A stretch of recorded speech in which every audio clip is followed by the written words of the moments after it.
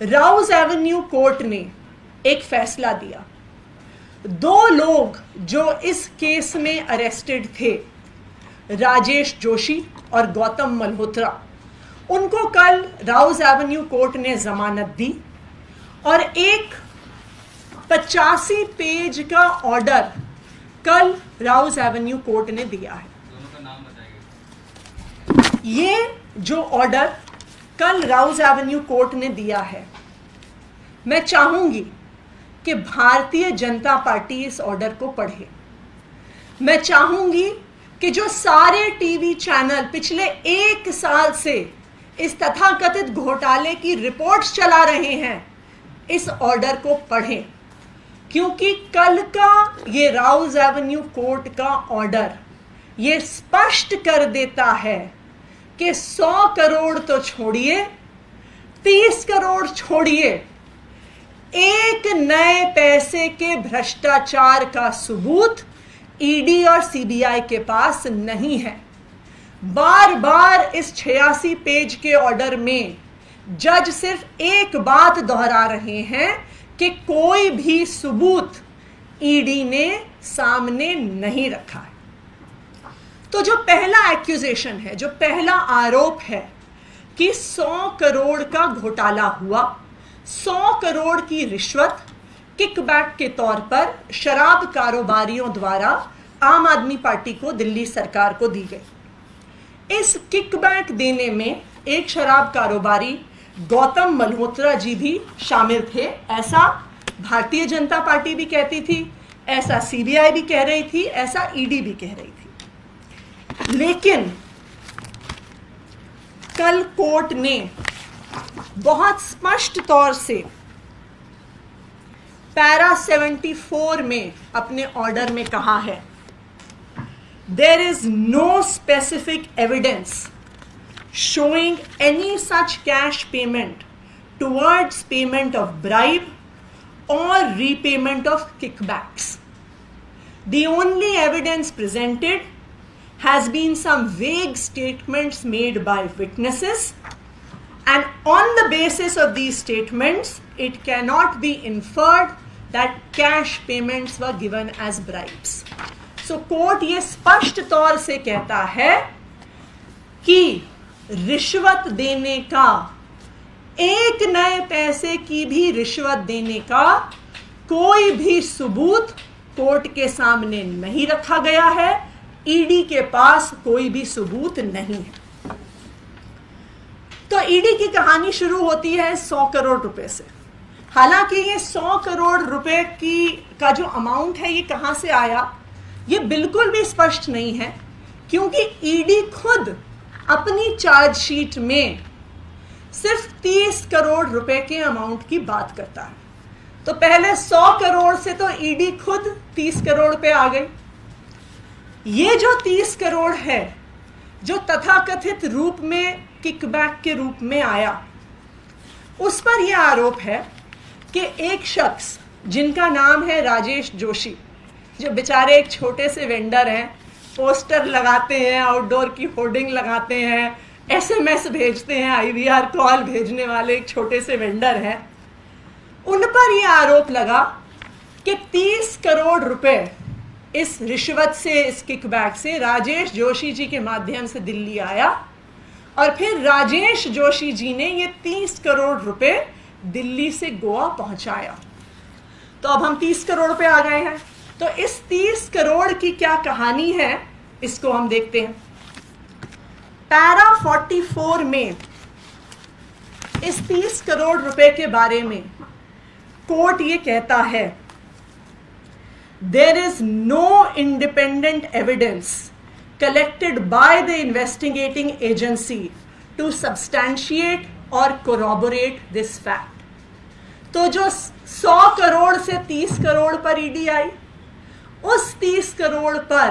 Court ने बहुत स्पष्ट तौर से बोला है कि 30 करोड़ के लेन देन का कोई भी सबूत नहीं है। और कोर्ट ने उसके बाद बोला है कि आपके पास जो सबूत है हम उसे सबूत नहीं मान सकते हैं कि राजेश जोशी का नंबर किसी के फोन में सेव था, कि राजेश जोशी ने किसी को कॉल किया, उन्होंने कहा नंबर सेव होना, किसी एक व्यक्ति का दूसरे व्यक्ति को कॉल करना कोई भी सबूत नहीं माना जा सकता। उसके बाद ईडी ने कहा अपने आरोप में कि ये जो 30 करोड़ रुपए राजेश जोशी ने तथाकथित रूप से दिल्ली से गोवा पहुंचाए, इस पैसे का हवाला, इस पैसे का लेन देन पर्चियों के माध्यम से हुआ। इस पर्चियों पर भी कोर्ट ने बहुत सख्त टिप्पणी करी है। इस ऑर्डर के पैरा 46 में इन पर्चियों के बारे में कोर्ट का यह कहना है, However, even these paper slips have not been recovered either in hard or in digital form from the mobile phone of any witness or any hawala operator. Number 2, no record seized from any hawala operator in connection with this amount has been presented to the court. यानी आपने जो कहा कि 30 करोड़ रुपए पर्चियों के लेन then के माध्यम से गोवा, दिल्ली से गोवा गए, उसका भी कोई सबूत ईडी के पास, सीबीआई के पास नहीं है। तो ये तो ध्वस्त हुआ पहला आरोप कि 100 करोड़ की रिश्वत दी गई, क्योंकि ना 100 करोड़ की रिश्वत का, ना उस 100 करोड़ के लेन देन का, ना उसको दिल्ली से गोवा या कहीं पहुंचाने का कोई भी सबूत कोर्ट के सामने रखा गया। दूसरा आरोप, दूसरा मुख्य आरोप जो इस शराब घोटाले में तथाकथित रूप से लगाया गया है कि जो पैसा रिश्वत के तरह से किकबैक के तौर पर 100 करोड़ रुपया आया, उसको गोवा के चुनाव में खर्च किया गया। पिछले 6 महीने से ईडी, सीबीआई के सारे अफसर गोवा में बैठे हुए हैं। उन्होंने आम आदमी पार्टी के साथ काम करने वाले हर वेंडर के ऑफिस में छापा मार दिया, हर वेंडर को पूछताछ के लिए बुलाया, कभी गोवा में बुलाया, कभी दिल्ली में बुलाया। 6 महीने की पूछताछ,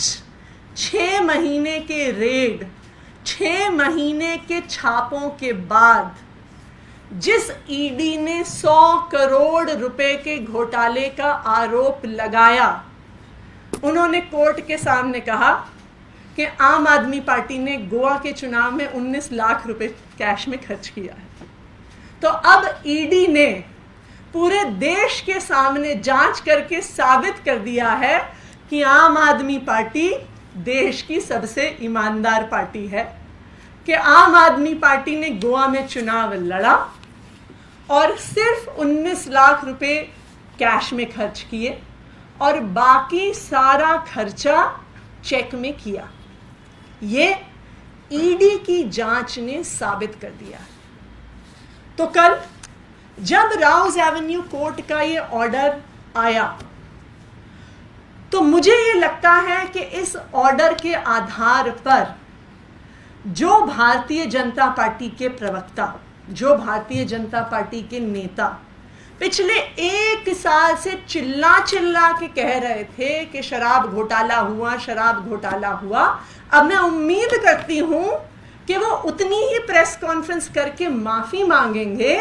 कि कोई भी घोटाला नहीं हुआ, कोई भी घोटाला नहीं हुआ और हम 1 साल से झूठ बोलते हुए आ रहे हैं। कल के इस ऑर्डर ने सीबीआई और ईडी का पर्दाफाश कर दिया है। अब यह स्पष्ट हो गया है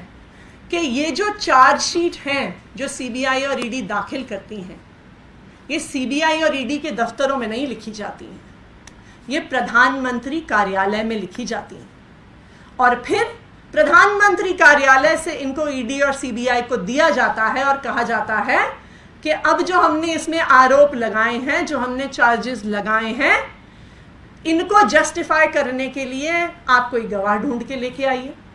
इनको जस्टिफाई करने के लिए आप कोई एविडेंस लेके आइए। तो फिर ईडी और सीबीआई क्या करती है? वो लोगों को बुलाती है, डराती है, धमकाती है, उनकी कनपट्टी पे थप्पड़ मारकर उनके कान के पर्दे फाड़ती है और फिर उनसे अपने बयान लिखवाती है। जैसा हमने देखा कि तीन लोगों ने, तीन विटनेसेस ने अपने बयान वापस लिए, जिसमें शामिल है समीर महेंद्रू, अरुण पिल्लई, चंदन रेड्डी, और सबने कहा कि हम पे दबाव बनाया गया। चंदन रेड्डी की तो मेडिकल रिपोर्ट भी दिखाती है कि उसे मार मार के उसके कान के पर्दे फाड़ दिए गए। और सीबीआई और ईडी क्या करती है? जब उन्हें कोई ना कोई सबूत दिखाना होता है तो सीबीआई और ईडी को फिर झूठ बोलना पड़ता है कि मनीष सिसोदिया जी ने एविडेंस डिस्ट्रॉय करने के लिए 14 फोन तोड़ डाले। लेकिन जब हम खुद बिना किसी रिसोर्सेज के थोड़ा जांच करते हैं और फोन के IMEI नंबर निकालते हैं तो पता चलता है कि उस 14 में से 7 फोन तो सीबीआई और ईडी के पास खुद हैं, और 7 बाकी फोन अभी भी अंडर यूज है। तो ये भी सीबीआई ईडी को जो झूठे एविडेंस प्रेजेंट करने पड़ते हैं उनका पर्दाफाश हो जाता है। फिर सीबीआई और ईडी को लगता है कि हमें कुछ तो दिखाना पड़ेगा, हमें ऊपर से आदेश आया है, हमें पीएमओ से आदेश आया है, तो फिर वो चार्जशीट में संजय सिंह जी का नाम डाल देते हैं। लेकिन जब संजय सिंह जी उन्हें लीगल नोटिस भेजते हैं तो फिर ईडी को माफी मांगनी पड़ती है और कहना पड़ता है कि जी हमसे गलती हो गई, हमने गलती से संजय सिंह जी का नाम डाल दिया। तो कुल मिलाकर एक चीज अब देश के सामने आ गई है कि जो कुछ भी शराब घोटाले के नाम पर बताया जा रहा है ये सरासर झूठ है, बेबुनियाद है, बिना किसी सबूत के है। कोई भी ऐसा घोटाला नहीं हुआ है। और अब कोर्ट की ऐसी टिप्पणी के बाद जहां पर कोर्ट अपने आदेश में यह कहता है कि किसी भी आरोप के लिए there is absence of any satisfactory corroborative material and there are contradictions and deficiencies in the statements that are being made by the enforcement directorate। तो जब कोर्ट ईडी के बारे में ऐसा बयान देता है तो अब देश के प्रधानमंत्री नरेंद्र मोदी जी की और उनकी पार्टी भारतीय जनता पार्टी की ये जिम्मेदारी है कि वो सामने आए और देश से माफी मांगे कि वो पिछले 1 साल से पूरे देश को गुमराह कर रहे हैं, आम आदमी पार्टी को बदनाम कर रहे हैं, अरविंद केजरीवाल को बदनाम कर रहे हैं, मनीष सिसोदिया जी को बदनाम कर